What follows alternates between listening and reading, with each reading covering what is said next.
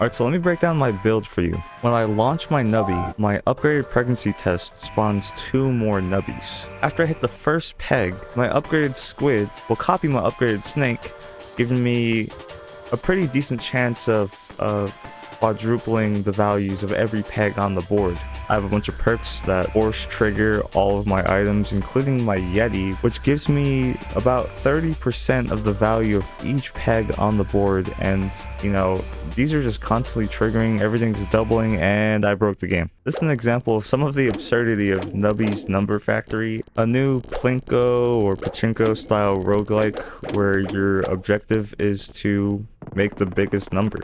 You have this little ball guy named Nubby, and this manager guy who watches over you, making sure you're doing your job well. The premise is fairly simple, but once you start reading the descriptions of some of the abilities and effects, it obviously opens up a lot. For some of this footage, I left my chat overlay on for my live stream, and I guess it got some kind of server error, and it kind of adds to the aesthetic a little bit. There's like this 90s to early 2000s computer aesthetic going on with the game. Delicately shaded 3D pipes, boogers, wacky text effects, a bunch of MS Paint scribblings, and of course Comic Sans, because you gotta have Comic Sans. There are some really interesting combos and builds you can do, whether it's like some kind of mass doubling and Yeti funneling build that I mentioned earlier, or maybe like a self-sacrifice cheese house build. You can shoot lasers, cause explosions, summon boogers and protons and atoms,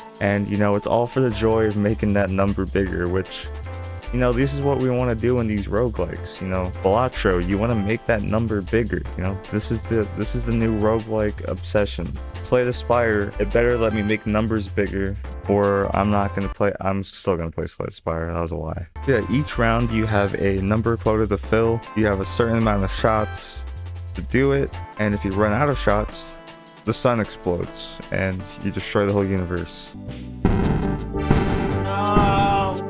But if you actually overfill the quota and, you know, reach like 2 times, 3 times the score, actually get bonus restocks, which makes your next board better and gives you some coin for the bountiful shop that you will eventually encounter. There's also a claw machine event, a black market with a different pool of items. This game is really cute. It's a really simple premise, and it's like immediately grabbing if you like games like Balatro or other deck builders. I know there's other plinko-style roguelikes. I recently played Billionaire, which is pretty fun. I like Billionaire, but this one has a very different kind of design perspective. I feel like compared to Billionaire, the scoring system in this game gets you into the action a lot faster than something like that game. And I know there's another one called Peglin, but I never really played it, so I can't really speak on that. But I'm sure if you like those games, you should definitely play this one as well. I think there's about 50 items in the game, so there's actually a decent amount of variance, and I think there's a couple of the rarer items I haven't seen yet. I played like 4 hours of this game already. I got some pretty broken stuff. It was really fun to just unfold this game and break it open. I beat it a couple times, and I did a couple of the challenges, and that's where I really started like struggling with the game, like having to do a bunch of runs over and over. So far from what I've tried, they're pretty fun and interesting. I was reading a Steam blog post from the game a couple days ago, and there actually is a plan to add more content and possibly DLC, which is pretty dope. I already like the game, so of course more of it is going to be awesome. Anyways, the game's $5. You can buy it in a bundle with a Luck Be a Landlord, which is another pretty addicting game that I have not played in a while.